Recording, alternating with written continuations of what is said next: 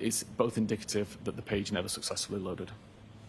Mr. Whiffen, when a tab is ultimately closed, does the URL always have the last search, or could it show an earlier search? It will always be whatever URL is visible in the tab at the time. Thank you.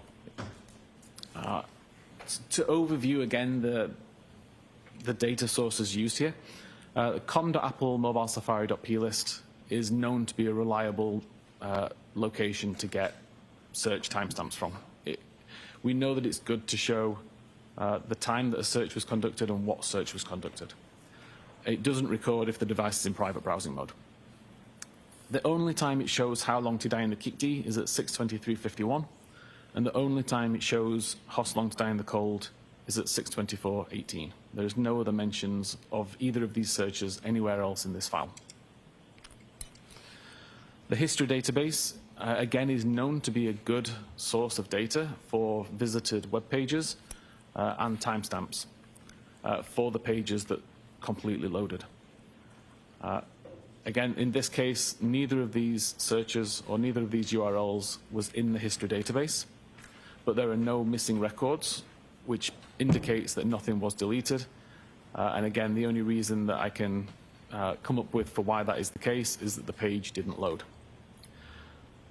There must be an entry within this database to allow the user to delete it. Obviously, if the page doesn't load, it doesn't get written to the history. As a user, you can't see that item in your internet history list, so you can't delete it.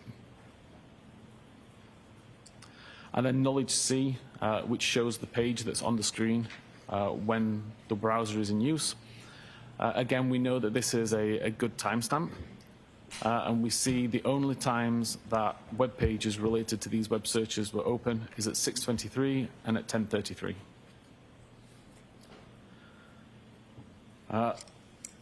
There were multiple deleted records in the browser state database. It wasn't just the record for host long to die in the cold.